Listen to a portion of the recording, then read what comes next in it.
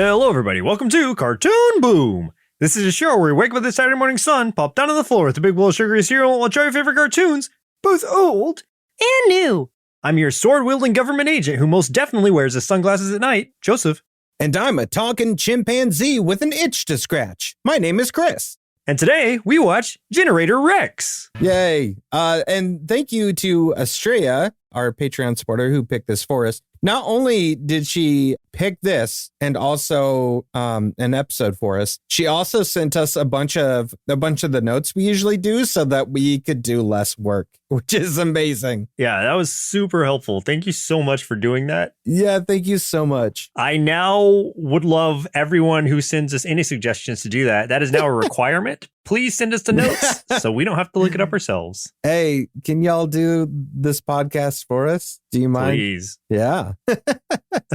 Have you heard of this before? I was just curious. No, I honestly never had. I think I want to say I had, but I'm not really for sure. Like, I think I get this mixed up with like another thing called like, I think it's called Max Payne. Or no, not Max Payne. That's a video game franchise. That's a video game, yeah. Yeah, there's something else out there like Max something that I think I was thinking of that I get this mixed up with, but Max Steel, maybe? Max Steel, that's the one.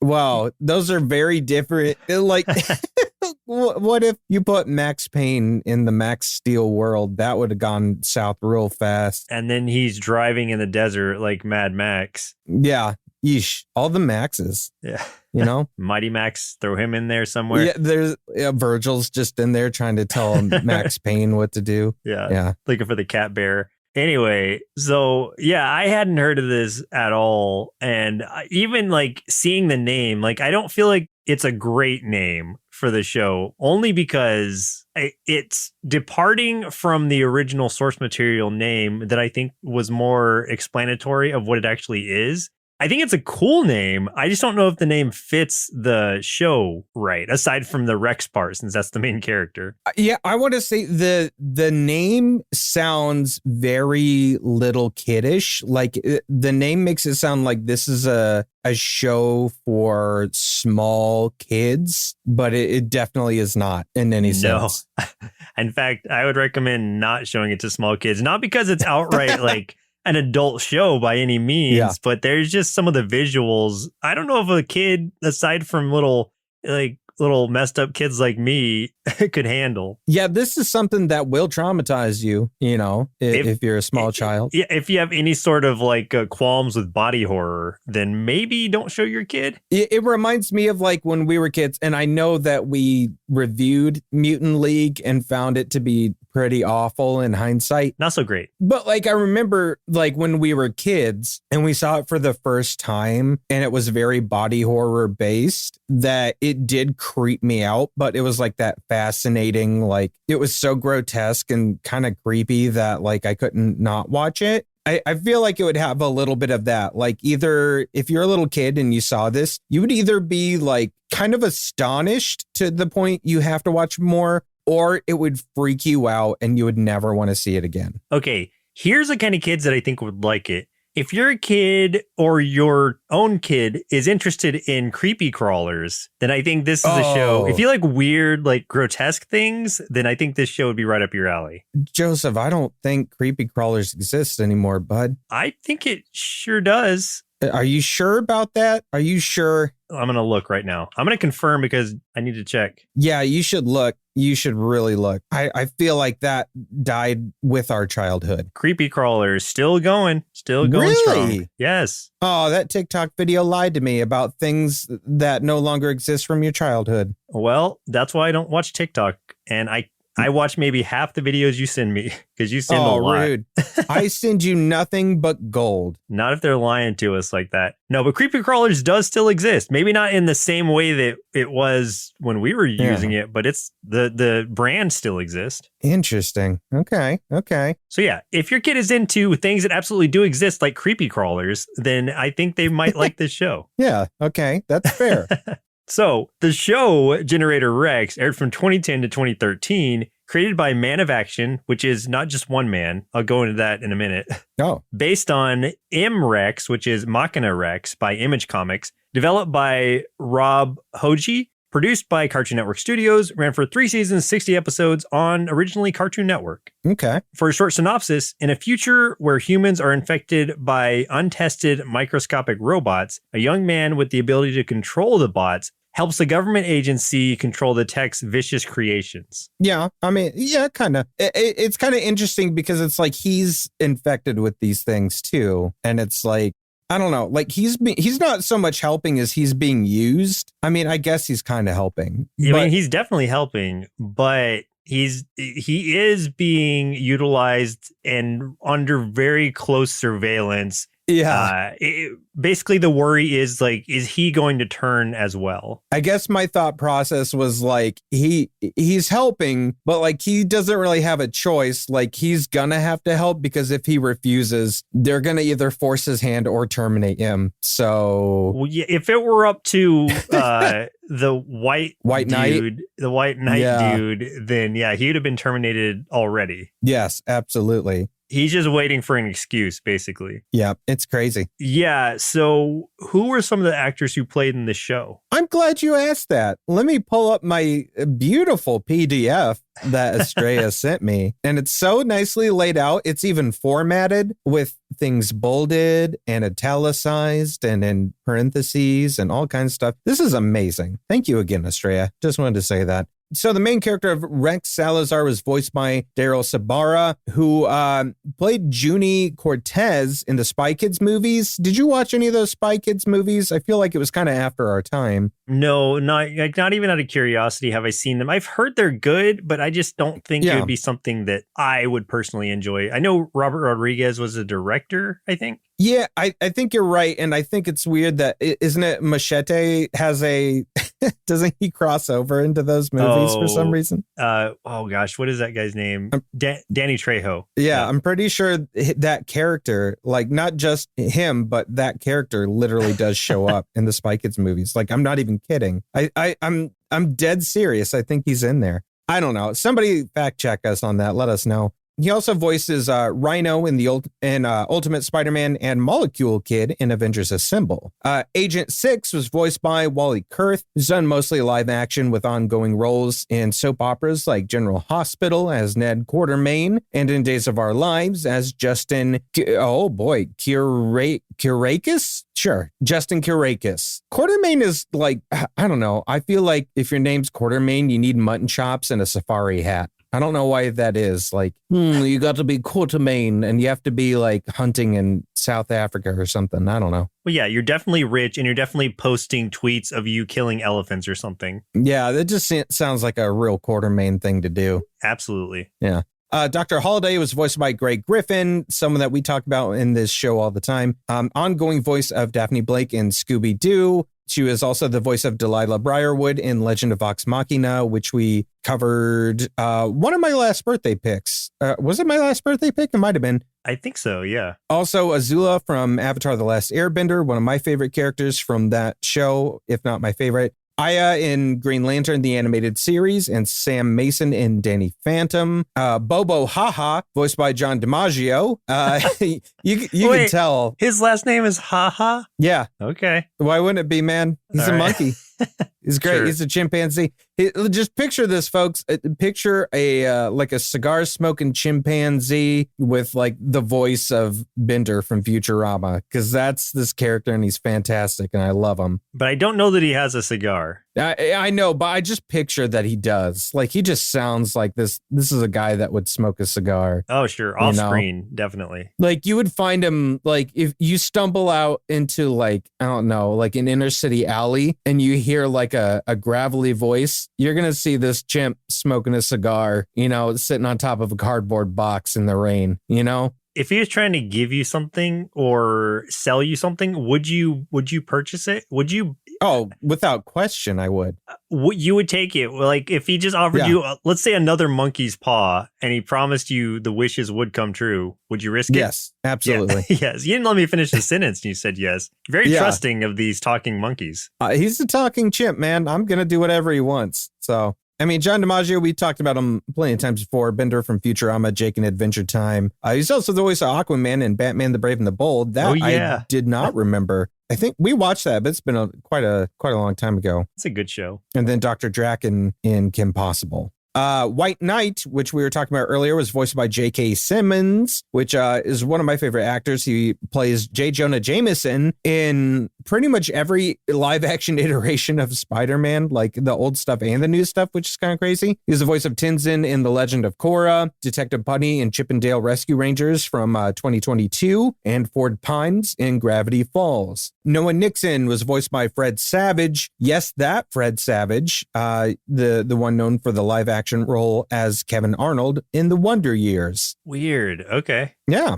And the last character I'm going to talk about here is Van Cleise, voiced by Troy Baker, who, if you didn't know who Troy Baker was in the last, year or so, I mean, whatever years that he's been doing like video games, which has been forever, you definitely know now that The Last of Us has come out because like you see all the video game comparisons to like the show. He was the voice of Joel from The Last of Us. So like I'm always seeing those videos comparing Pedro Pascal doing the scenes and then you're seeing Joel from the games with Troy Baker's voice. So you've probably heard Troy Baker in some way, shape, or form. He's also the voice of Booker DeWitt in BioShock Infinite, one of my favorite games, as well as the voice of Excalibur in Soul Eater, which was a hilarious character, Sildor in The Legend of Vox Machina, and reoccurring roles as both Hawkeye and Batman in various Marvel and DC productions. And that's your cast. What a cast. It's a really good cast. That was actually something that was surprising to me, even before I looked up the cast or anything. Like just hearing those voices that sounded really familiar, especially like John DiMaggio. Like you can't miss his voice. And it's like coming from a talking chimp. Why not? Yeah, I picked out like his voice, Gray, and Troy's voices right away. Yeah. I did not pick out also J.K. Simmons. The others I didn't pick out because I wasn't as familiar with them. But like the first episode, I was just like, oh my gosh, they have some heavy hitters in this show that I had never seen before. So I was quite impressed. That's always a good sign when it's got those like really high caliber voice actors in there, because even if you don't enjoy the show, it's going to be a good ride still, even if you don't enjoy the subject matter, rather. Yeah, for sure. For a few tasty marshmallows out of our big bowl of Generator Rex cereal, also courtesy of Estrella. So again, thank you so much.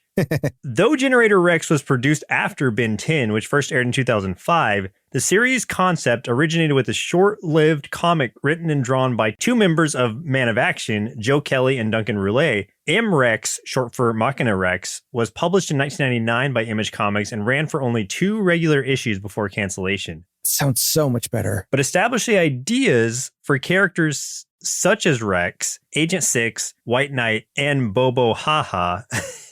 A special preview issue for the comic was also distributed the same year at San Diego Comic-Con. That haha part at the end, I thought there was Estrella adding in personal commentary into that into that line. I didn't think that was his last name until you said it again. Yeah, they're like, also Bobo. Yeah. Yeah. But no, that's his name. So I wasn't going to read that until I learned that was his last name, which is interesting. I got to tell you, though, Machina Rex sounds so much better than Generator Rex. Yeah, it just sounds more appropriate for a guy who's like a machine. Well, plus it goes along with that Latin theme because like Rex is a Latin term and I know it's the character's name, but Rex is a Latin word. So using Machina, also a Latin word, that makes sense. Generator, that I don't know where that comes from because like, did they ever refer to him as like, because at first when we started watching it, I was like, okay, well, maybe that's like his title or something, like he's a generator. So he's Generator Rex and there's going to be other generators, but that's not the case. So I don't understand where generator comes from other than he can, kind of generate things with his limbs, but I don't know. Yeah, if you're looking at it at a really base level, maybe it's I don't know. Maybe they just felt like it had a better flow to it, or just an easier one for kids. I just don't know that Machina Rex would have been as appealing to a younger audience, but I don't know. It would have been more appealing to us. Well, yeah, sounds way better to us. Yeah. But yeah, so Machina Rex. Yeah, that sounds sweet. I am curious about those comics, though. I want to check those out. I do too. I really do. Since there's only 2 issues, not a huge commitment either. Exactly. Okay, so the 4 members of Man of Action, Joe Kelly, Duncan Roulet, Stephen S. Siegel, and Joe Casey, appear in 2 episodes as troublemaking teenage visions of themselves. Mick Kelly, Donkey, Beagle, and Shades, with each voicing their respective character. That's fun. I don't think we saw those characters, unless they were the teenagers we saw in the first episode. I don't think that we saw those characters. No, I don't think so. I don't think that was them. Also, are you sure? Are you positive it's not Steven Seagal? I'm pretty sure. The Steven Seagal. Because that, you know what? It could be. Make this, maybe. That would make this so much more fun. It would make Man of Action much more interesting if it had Steven Seagal on their side. Hey, I'm calling my group Man of Action, and we're gonna make this cartoon, and it's gonna kick butt. It's gonna kick your butt. Just try it. Pro wrestler John Cena appeared in a single episode in season 1 as the voice of Hunter Kane, a man on a mission to hunt down and eliminate all Evos. Likely due to scheduling conflicts, the role was taken over in later episodes by John DiMaggio. Oh. Yeah, I don't really know at that time if you could have booked John Cena for much, since I think around then is when he was biggest in wrestling. Yeah. He was making appearances in a lot of cartoons too, because I remember he appeared in a Scooby-Doo cartoon also. Oh, wasn't it one of those like Scooby-Doo meets kind of ones, the crossover ones with wrestlers? I don't remember. Like, all I saw was the clip, and I think like he like jumps out of nowhere, and it even plays the music, and he like saves them from a boulder about to hit their van. Like, he literally picks the boulder up and throws it or something. And then they're like, who was that? We didn't see anyone save us. Yeah, and it was just like as he's like jumping down the cliff to grab it or something. I don't know. It is Scooby-Doo WrestleMania Mystery original movie. Ooh, fun. Yeah. It's an original movie? Yep. So it's not just an episode. I need to watch that. That sounds fun. It looks like Triple H is in it also. Oh my goodness. That's crazy. That's fun. I like that. Oh, wait. There's another one. Oh boy. He had a Flintstones crossover as well. What?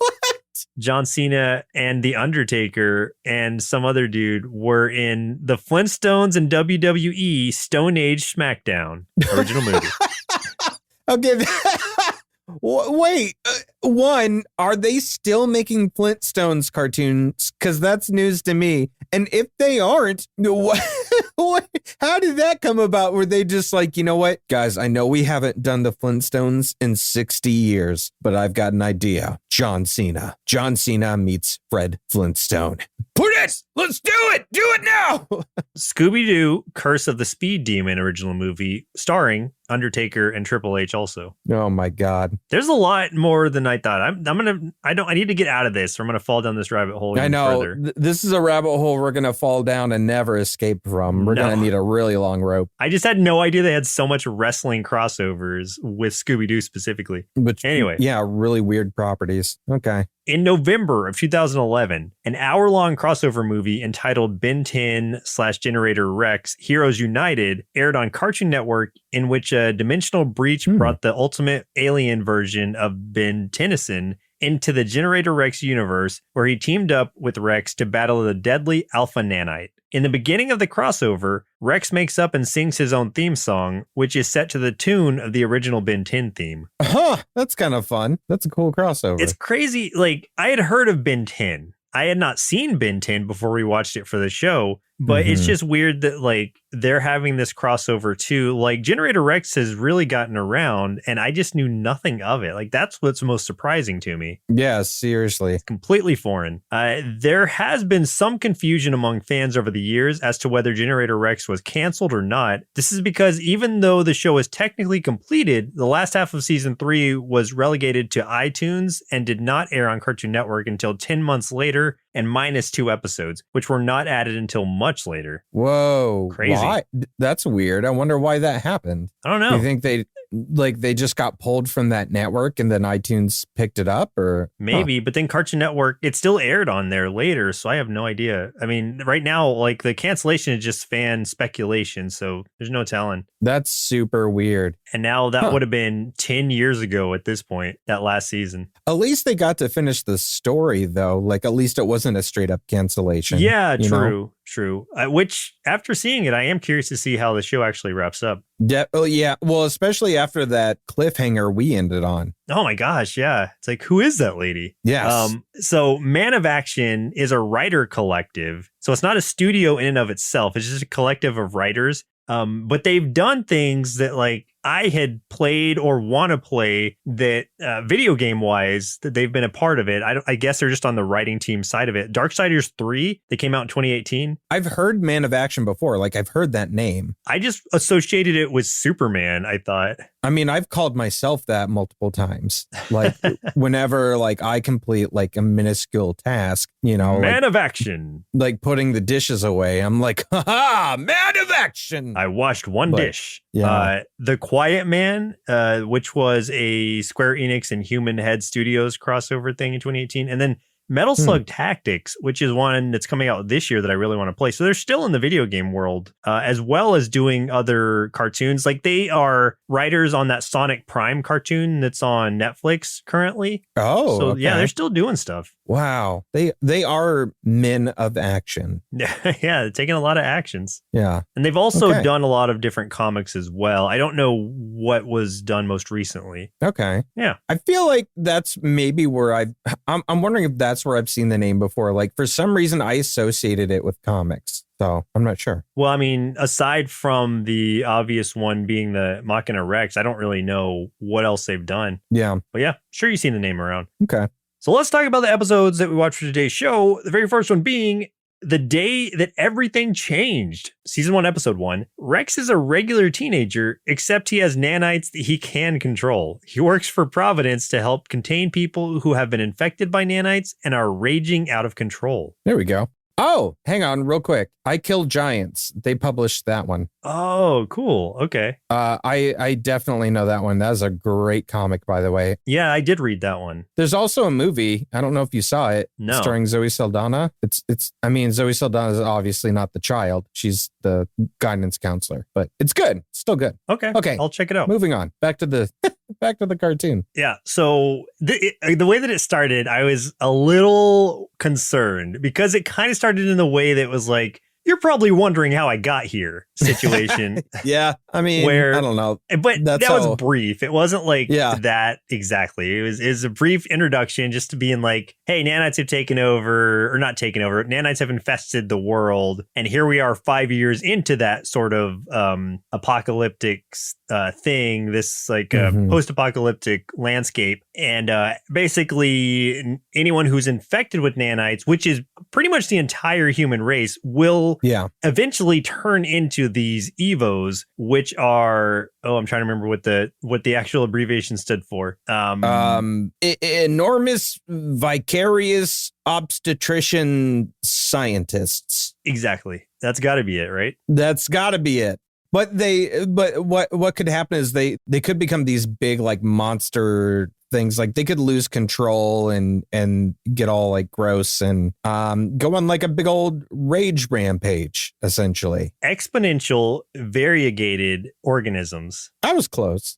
I don't even know what variegated means personally. You know, I don't either. So, but whatever it is, they're exponentially that. Yeah, sounds pretty sciencey. So, I mean, that's fair. That seems like a problem. That seems like a pretty, and I think that's interesting. Setting up this cartoon for, and it has a lighthearted main character because this kid's like, he's a teenager. He is a very, like, to me, I think of a very Ryan Reynolds-ish archetype. Like he's I guess maybe even like Peter Parker-ish in a way. Like, he's like, quippy. He's got some sarcasm to him. He's kind of a goofball. He has fun, doesn't take life too serious. But you've got that set in this, like, when you think too much about it, it's a pretty bleak world as far as that stuff goes, of like turning into an Evo is kind of like an almost like inevitable that everybody will become that someday. Yeah, it's not like an if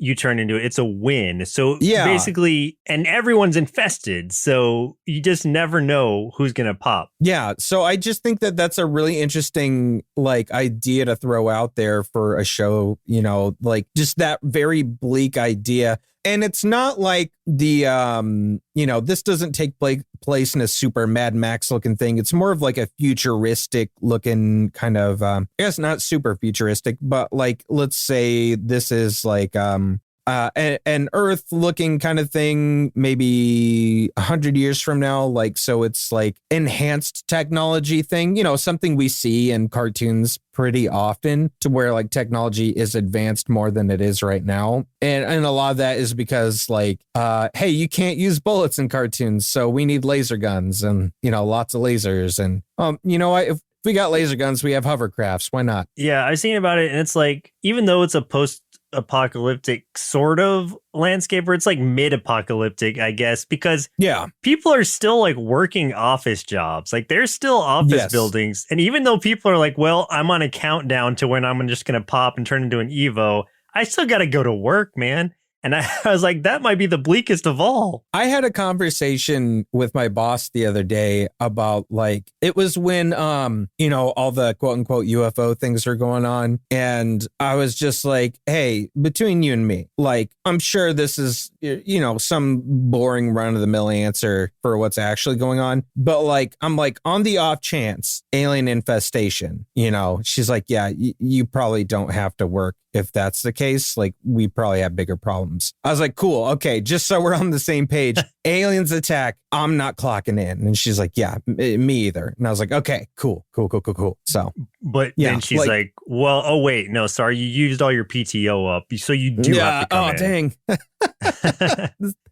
But yeah, like it's kind of like in this world, it's just like, hey man, Jerry, I know you have been infested with these nanites and you are inevitably going to turn into a giant rage monster, probably kill all of your friends and family in the process. But yeah, I need you to come in and stay for an extra couple hours on Saturday. Yeah. So, until then, I'm really going to need that report because we got a big meeting on Monday. Yeah. We got those new clients and they're, trust me, they're rage monsters without becoming Evos. What I'm saying? So yeah, if you could do that for me, please, that'd be great. So yeah, and maybe they explain it further. We've only seen 3 episodes again, but just from the general view that we got of it, that seems like that's the world right now. Is everything still kind of trying to fake as if it's normal, but in the background, people are just randomly changing into rage monsters. Yeah. So we've got this kind of, I guess they're like a government sanctioned thing, right? I think so. Yeah. At least like a police force of some sort, but I don't know that if they're independently owned or if they are part of the government. That's what I wasn't really sure. I wasn't really clear on that, if they were like government sanctioned or not. I assume so, since basically the fate of the world rests in their hands. I guess. Yeah, that makes sense.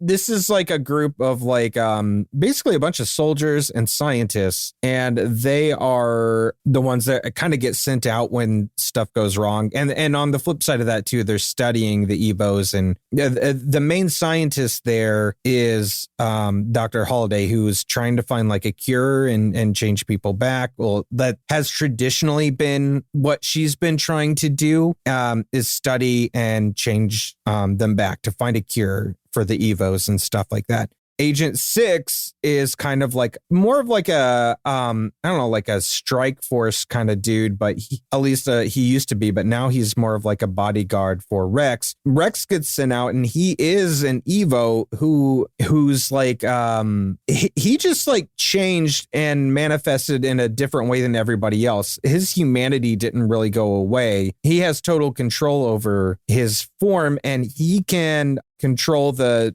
nanobots, whatever they are. I forgot the name already. In his body and kind of basically like morph his body, like his limbs into like constructs, which are really cool. Like he can make, one thing he did in one episode was like he was in a bowling alley and he changed his arms into these like guns that can shoot bowling balls. Like it just sucked up the bowling balls in one end, started firing them out the other end. So he can do mechanical stuff, and that's cool. That's one of the cool transformations, or one of the cool like things he can bring out is that big gun that uses whatever his environment is. Because he used it in an earlier episode and grabbed like bits of the street that had broken off and uses those as ammo. Yeah, so he has a lot that he can do, but on top of that too, for whatever reason, and he's the only one they know of that can do this, since he does have control over these nanites, he can touch, if he can get close enough to another Evo, he can touch them and basically like cause the nanites in that person's body to, I guess, just cease functioning. And it basically turns that person back to normal, like back to just being a plain old human. So he basically is kind of the walking cure. So when we talk about like Agent 6 has basically become Rex's bodyguard because like Rex is their ultimate tool against the other Evos. So they've got to keep him alive. And Rex is kind of a little bit of not really a troublemaker, but he's a teenager. So he doesn't always listen to orders and he gets into trouble. But you understand why they have to keep him, because he literally is the world's only hope, even though like he infuriates them often. Yeah. And the head of this organization, and the organization is slipping my mind right now. Do you remember what it's called? Oh, dang. No, it'll come to me. Continue. But the head of the organization is White Knight, who really like he's almost kind of like biding his time of like, okay, yeah, we'll do it this way for now. We'll do it Dr. Holiday and Six's way for now. But it's like the second Rex is not, I don't know, like the second he isn't helpful anymore, he will kill Rex.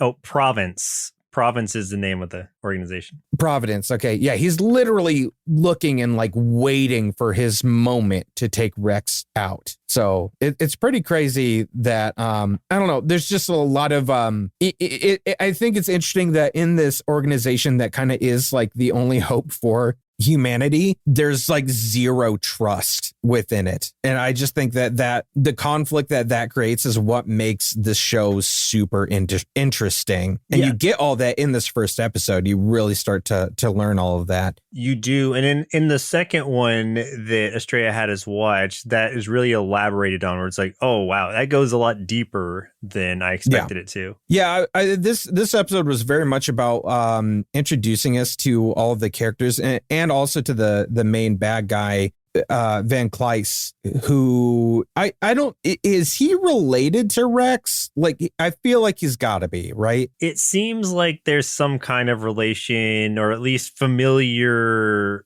connection, because at some point he said that we were both there during the explosion or whatever. Yeah. He didn't elaborate on that because that's something he was keeping from Rex intentionally to try to draw him over to his side. So right. I don't know. So Van Kleis is similar to Rex, but kind of the opposite side of the coin. Van Kleis is someone that has more control over, like, he's an Evo, but he has more control over it than most other Evos do. But he is very much trying to gather power and create, I don't know, he's kind of like a Magneto in a way, but maybe a Magneto that is got a little bit more sinister intentions rather than just trying to create a haven for Evos, which is what he at first makes it seem like he's trying to do, is create a haven for Evos. And he has collected his own kind of brotherhood there. But he really does kind of covet Rex's power and wants to understand how it works and things like that.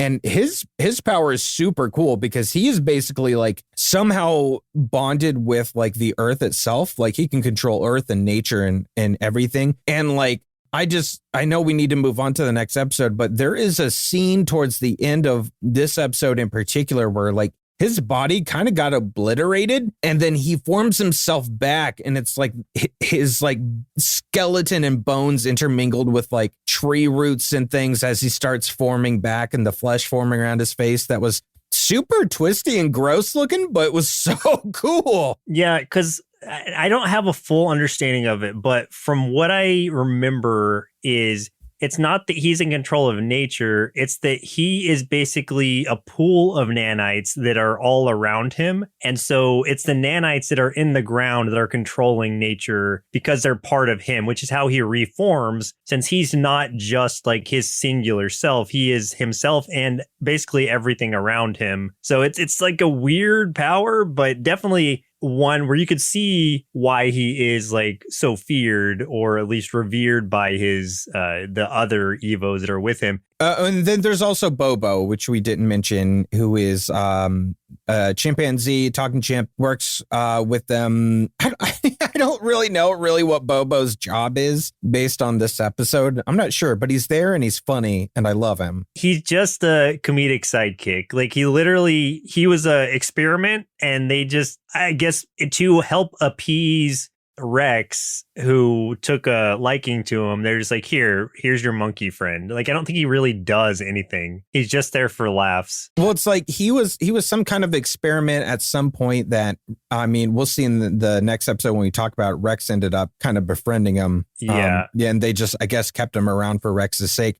In this episode too, though, I did want to touch on one more thing that we did see at one point. Rex kind of snuck out, got away, hooked up with some other like teenagers to hang out a little bit, and they were really using him because he could, like, you know, he can manipulate machines with, you know, his nanite control and stuff, and he was getting free stuff for them, essentially stealing some things, and they were just not cool about it. They were using him, and eventually he kind of realized that, and all of them ended up kind of turning on him, except one, which is this kid named Noah, who kind of quickly befriended him, and they had this really nice connection and stuff. And I don't know, I was kind of shipping them at first until towards the end of this episode, when you realize that Noah is actually on the payroll of Providence in secret because he was hired by White Knight to become a friend, like to befriend Rex, to keep Rex under control. Yeah, he was a plant the whole time. Yeah. And it's like, oh my God. So it just deepens that level of like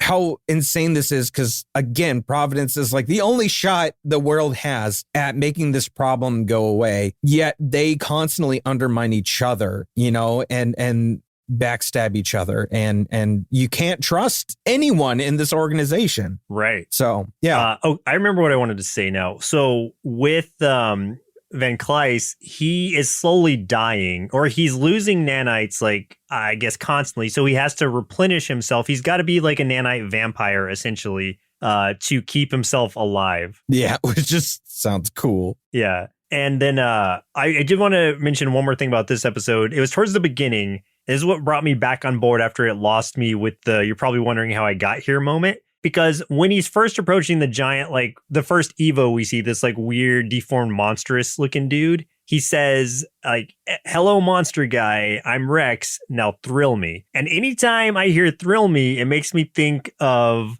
Tom Atkins' character from Night of the Creeps. Yeah. I knew you were going to say that. I appreciate that because I'm pretty sure that's where they would have gotten that from. And so it was a nice nod. And I just wanted to point it out. I don't know any other reason they would have put that in there. So I feel like you're right. Yeah. So that was all. Moving on to the next episode, Promises, Season 1, Episode 19, which was the Patreon pick by Estrella. Yeah, this was very much about the origins of everything. What's the rundown of this thing? It was like Rex's birthday and a flashback to how he joined Providence, which, very basic. That's dumb. Because it does, like, it doesn't focus on Rex as a character much at all, at least not initially. It's more of like seeing the background of the organization as a whole, at least where they are at this point, which really helped explain a lot of what we were seeing in the first episode. Yeah, especially focuses on Six and White Knight, and that White Knight was originally Six's partner. Like they were like soldiers together for this organization. I mean, White Knight still seemed to be a bit of a higher up, like some sort of kind of like commander, captain, something like that. But they were like partners, and that Six was kind of ruthless for a while, just like White Knight was, but not maliciously. So White Knight, we find out, is horribly malicious in how he thinks of the Evos. But Six is just kind of more indifferent and just kind of goes with what he's told. You know, he's just a soldier. It's like, if he's told to eliminate an Evo, that's what he's going to do. He doesn't really think about them as people anymore. But Dr. Holiday, who is much more grounded, is kind of the one that's like trying to get him to think along those lines and talking about trying to find a cure and stuff, which is what changes his thinking. And we see that moment that he does, like after a battle with an Evo and all their communications get wiped out, he runs into Rex when Rex is young. And one thing we didn't mention either is that Rex has amnesia. So Rex has no idea about his life before he was found by Providence. And this is what we see here is like when Six first meets Rex, it was during this battle, and Rex was like speaking Spanish. And he's like, wait, I know Spanish? What? And, he doesn't really remember anything about who he is or where he came from. So Six is just kind of trying to get him to safety when they get attacked. And then he sees what Rex can do. And then he's just realizes how dangerous this could be for this kid if someone like White Knight, this is before he is White Knight and becomes the leader, if someone like him were to find out. So he kind of keeps it a secret, gets him to Dr. Holiday, and basically is almost having to, I don't know, this is where a lot of the subterfuge within this organization, it feels like it's beginning, because they're trying to keep things secret while the White Knight dude and this other scientist are also trying to subterfuge against them because they figure out what Rex is. So it's a lot of back and forth and backstabbing in this episode. And a lot of murdering of Evos. Oh my God, Or yes. at least, what do they call it? Like disassembling of them. Disassembling. But yeah, it's murder. Instead of like doing tests on them or whatever, they're just like, nope, we just got to disassemble them down to their molecular level. That's how we're going to learn the most. And when they first like come across Rex and find out like what he is there for, White Knight and the other mad scientist dude like try to do the same thing. Like we're going to figure out how to make a cure by just disassembling them. And that's when Six has to tell him, he's like, no, dude, like he can already heal people. Why would you risk losing that ability just to like break him apart like you've been doing with everyone else? And they go through this whole thing where, he's potentially dangerous. And then while Rex is like drugged or whatever and like tied down to that chair, like his nanites start to like revolt against everyone. And like even like without him being conscious, like his body is defending him from them trying to operate on him or whatever. Yeah. And I think that's interesting. And it means that there's something, I mean, we know there's something different, but there's something different about Rex and his nanites than the other Evos. And we know too, like, I think that makes sense with the idea of Van Kleist too, that when Van Kleist says, they were together when something happened, then it sort of makes sense as to why Rex and him have some similarities in their like control and stuff, and why they're so much different than all the other Evos. I think it's really interesting for me, and I really want to know more about that. Yeah, and it's probably something they go into in later episodes, but as of what we saw, like I still don't have any idea like what is different, what makes him different from everyone else who's been infected. And we get to a point where they are essentially shutting down the whole system is overloading or something. And they're like, there's no stopping it at this point. And so White Knight, I guess just to be like a martyr for his cause, like throws Six out of the explosion range. It just kind of stays in there. It's like, I'm going to prove you wrong. Like I'm on the right side of this argument. I guess he thinks he's going to die or something. And Rex shuts down that explosion so it doesn't end up happening, but it's still like there was still that pulse of energy that turned White Knight basically into an albino or something. It just like took all the color from his skin and his hair. And so now he's literally White Knight. Yeah. And it wiped all the nanites from his system. Yes. So he is now essentially like the only pure human, at least at that time. Because I don't fully know how when Rex, let's say cures someone, I don't know exactly how it works. Does he rid the nanites from their body or does he just shut them off? I'm not sure. No, he said it in the first episode. He just gets rid of the ones that are causing the Evo evolution. Got it. Okay. So yeah, essentially White Knight is the only pure human, as he puts it himself at that point. And then he's just kind of like, later on talking about how it's only fitting for him as the only pure human. Like, he eventually ascends to become director of Providence and everything. And he's talks about But how all that yeah. stuff. So the other side of it is though he has to keep himself very contained. Like he's essentially yeah, he can't leave. he has to stay in this facility, or if he does go out, he has to be in like a bodysuit to completely protect himself from the outside world. Yeah, I mean, otherwise he'll become infected again. Exactly. And because everyone and everything else is infected. yeah, so it's really interesting. It was a really cool episode. I totally understand why she picked this one. It gave us so much cool insight into all these characters. And we also got to see the softer side of Six, because we see like initially he comes off as just like a real like I don't know, tough dude, whatever, always wearing sunglasses. I use swords, not guns, kind of thing. He's just like the real tough guy. But then we see at the end of this episode him. Well, I guess throughout that episode, we saw him like connecting with Doc Holliday, and then also giving this gift at the end of the episode to Rex, since it is his birthday, when they come back to the present, and he gives them a tanto, like a ceremonial blade, a samurai blade that says like, whether for good or ill, our fates will follow the same path. And he has the twin blade of the same one, so it's just like showing the connection there, and him basically saying, I've always got your back, without actually saying it. Exactly. And Rex in like, total Rex fashion is just like, hey, could I cut the chocolate cake with this? Yeah, that was a really nice moment. It really helped flesh out Six's character for me, which I appreciated. Yeah, absolutely.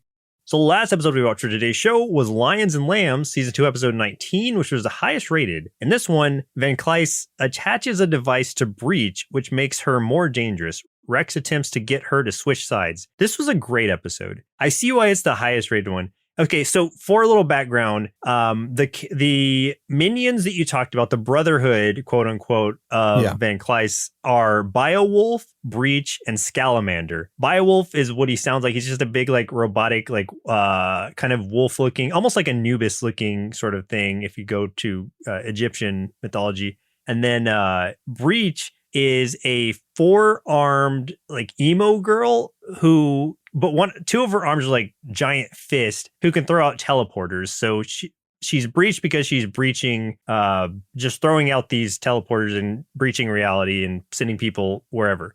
And then Scalamander is just a big, ugly lizard looking guy, kind of. Yeah. There's not really much more to him. Also, Breach was voiced by Hayden Walsh, who you've heard as she was Starfire in Teen Titans Go. Oh, okay. Princess Bubblegum and Adventure Time. Lots of good stuff. Hayden's great. Cool. But oh my God, yeah, this episode's so good because like it basically this started off with me thinking, is this gonna be kind of a throwaway thing and people just like it because there's a dinosaur? Because she literally brings a dinosaur to the fight. And I was just like, all right, I guess we'll see how this goes. Just because like she can now time travel because of this, thing that got attached to her. It amplified her powers so much. She brought in a T-Rex to the fight. And they ended up containing it. It became its actual age after 2 hours. It just basically obliterated to dust. But they were just talking about, how dangerous she is now, all this kind of stuff. And then Rex is just like, okay, but you can't eliminate her. Like, let me get her to our side. I know I can because she has a thing for me, basically. Like, she's got a crush on me. She's had one. I can turn her. I can get her. So he goes and finds her as like Van Kleist is just abusing the crap out of her to try to make her powers stronger. And he does get her out of there. By, I guess, him getting her out of there, he convinces her to get them both out of there. Like, she ports them out. And just the amount of time they spend, just those two connecting as teenagers and like as these kids who are in this bad situation and being used, and especially on her part being like abused in this way, like, was so touching. It really was something I was not expecting whatsoever and was my favorite part of this entire thing. Yeah, it added a lot of dimension to her character. Like, she's not just this minion. She has these complicated feelings, as you do when you're a teenager, and she's got so much conflict to the point where she's like questioning reality. She doesn't know what's real anymore because she's sort of been put in a position where Van Kleist is just abusing her mentally, and he's gaslit her. Yeah. And so like she is thinking less of herself and feels like the only option she has is to stay with Van Kleist, even though she does have a thing for Rex. And initially he goes in lighthearted as he always does, where, she's saying like, oh, so we can be together forever and stuff like that. And he's just like, well, I don't know about that. Like he's still just like hands off. And he's just trying to do the job initially. Yeah. And then throughout the episode, we see, like he's actually getting at least sympathetic towards her, not attracted to her or anything like that, but sympathetic towards what she's going through as he gets to know her better. Yeah, he wants to protect her. He really does. And he really means it. And then we get that, oh man, the showdown. Oh, holy crap. That was intense, where he's getting through to her. He actually is. But then frickin' White Knight shows up. He's in his superior Iron Man suit and with all of his dudes and even Agent 6, and they attack her and just goes against all of the work that Rex has been trying to do, and it upsets her. She thinks that Rex was lying to her. At the same time, Van Kleist shows up also and is trying to get to her, and it just undid so much, and it does so much damage again to her, just reinforcing all of those like horrible things that she thinks of herself and thinks of the like things not being real, like how nothing matters anymore, and she just starts going nuts, like attacking everybody. So Rex has to try even harder to get through to her, and she almost goes back to Van Kleist again. But Rex finally appeals to her, and she ports Van Kleist somewhere. I don't know, but she completely loses control of her powers. And you get this moment that's like, oh my God, it's so heartbreaking, where it's like, it seems like she's probably gonna die.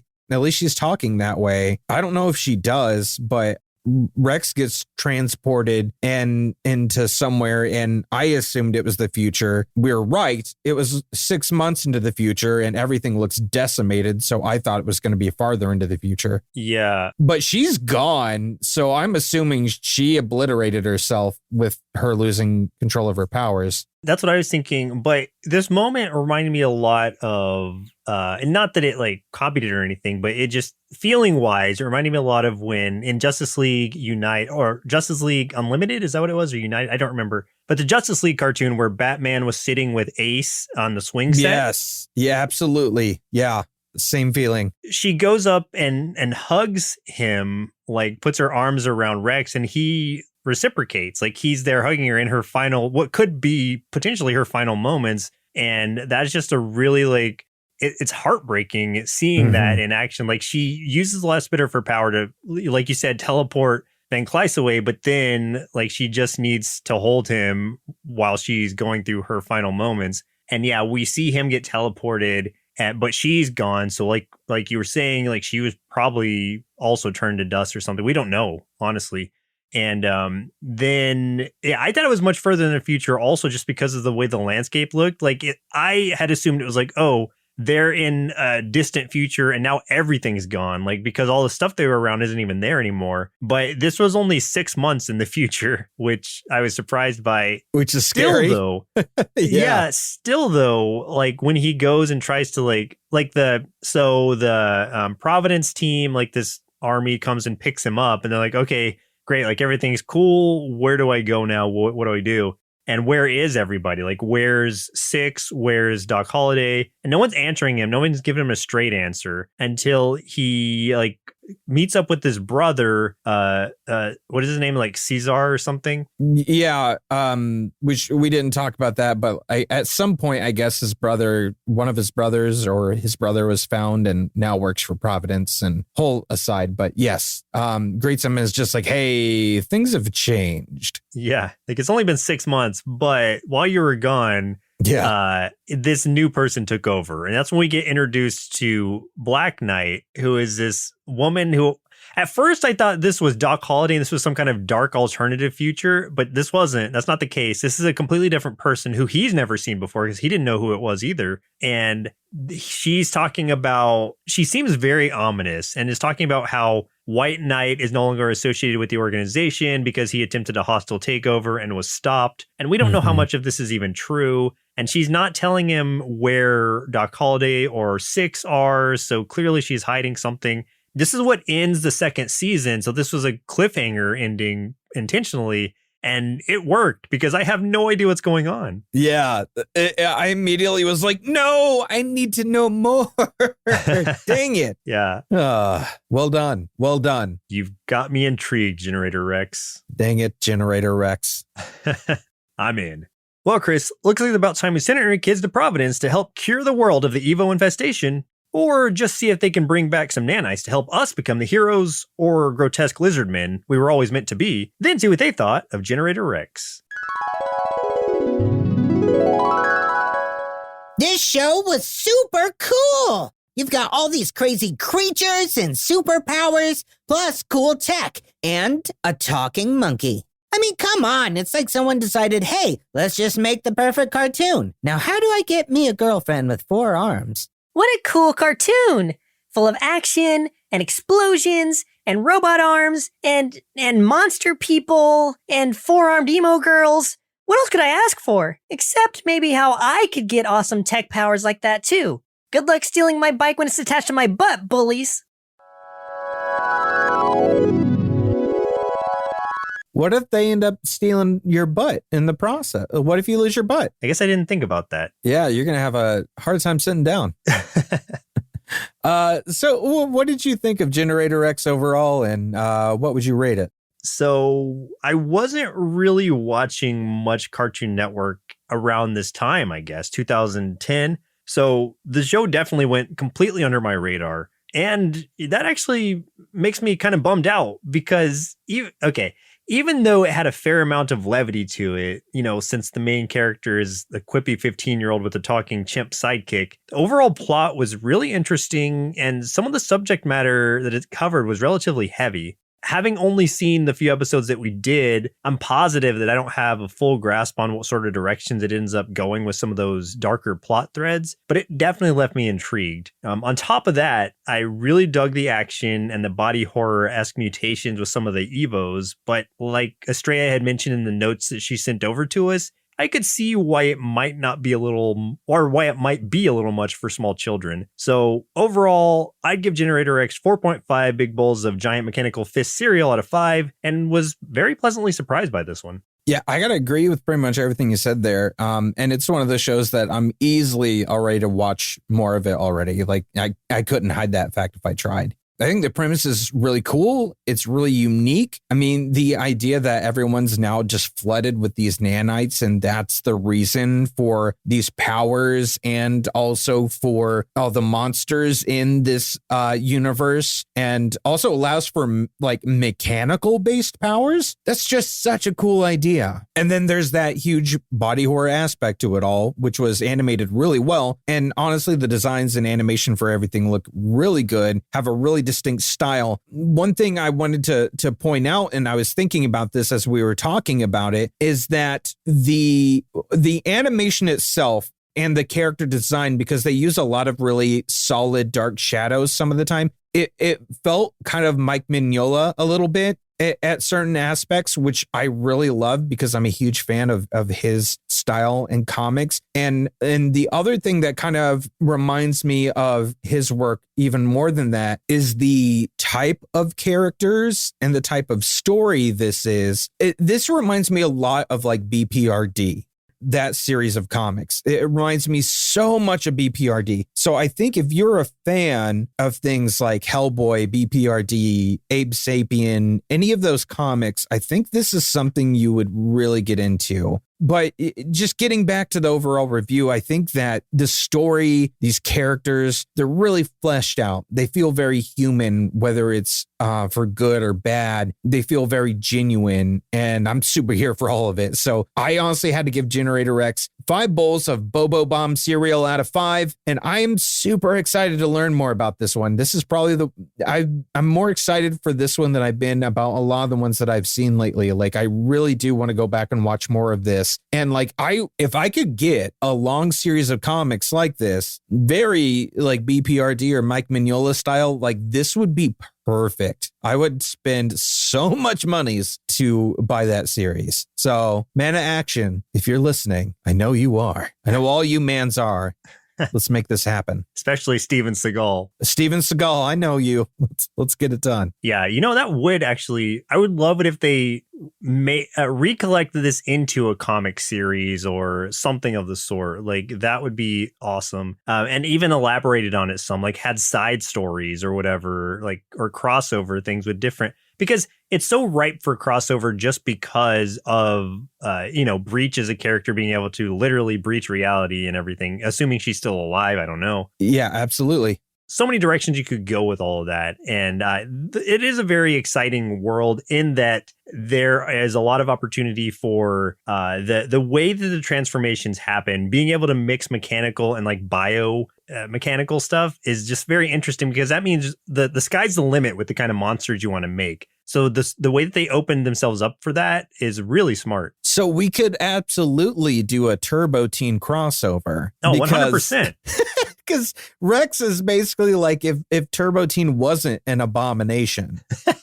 Yeah, Turbo Teen, Rex is if Turbo Teen was good.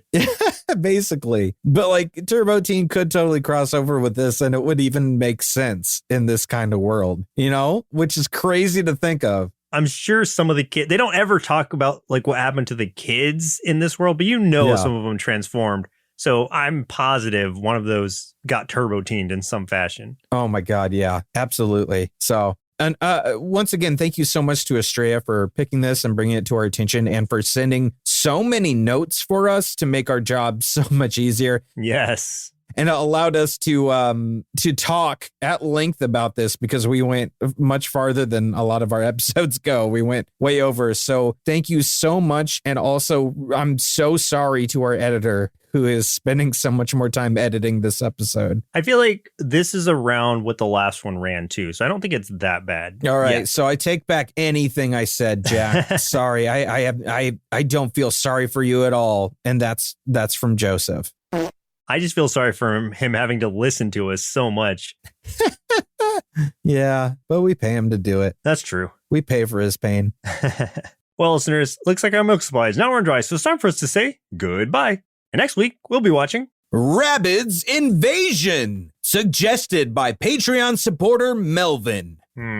I didn't know Rabbids had a series. Did you? No, I guess I didn't. I hope they're shorts or something, because I don't know that I could stand Rabbids for 20 something minutes. Have you played any of the games? I've never played any of the games before. The only Rabbids connected games I've played is Mario X Rabbids or whatever it is.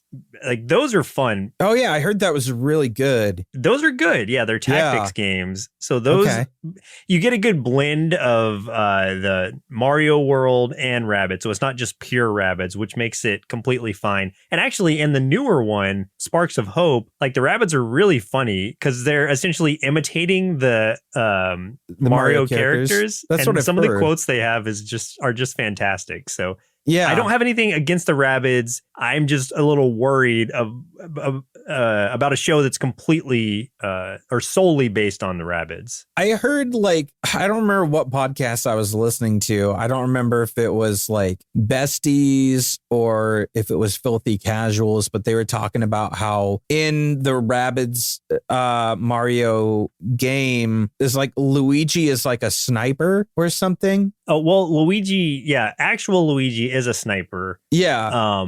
Yeah. So they were like just kind of running with that as canon. And they were just like, with Luigi being a sniper, is he so scared of ghosts, like, in Luigi's Mansion? Because are they the ghosts of all the people he's killed? Yeah. I love during that. his military time, his time in the military as a sniper. Yeah. So it just makes all the Luigi's Mansion games like super sad and depressing. It just elaborates on that lore. Yeah. He's just haunted by all the souls he's taken. So, and then having to capture them all over again. Yeah. In a spirit vacuum. Oh, you just man. Can't win. Luigi can't get a break, folks. He just can't. The Rabid Peach is great in that game though, because she's always taking selfies and stuff or talking about taking selfies. It's just so funny. Like if you haven't played Sparks of Hope, you don't have to play the first one to enjoy it. So go out if you have a Switch, grab it. It's awesome, worth it. Maybe I'll do that then, because I love tactics games anyway. So we'll do it.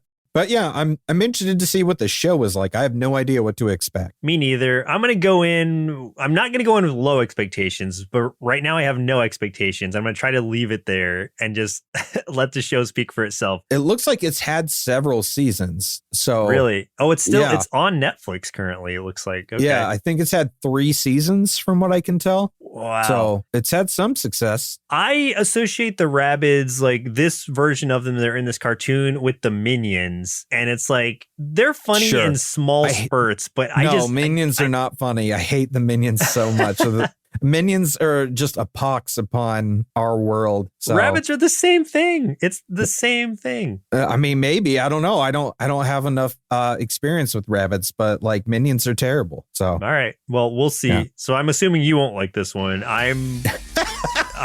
I'm willing to be convinced, so we'll see how it goes. Okay, let's do this thing, man. When we're invaded by Rabbids. Oh boy. Well, once again, I'm Joseph. And I'm Chris. And we'll see you next Saturday.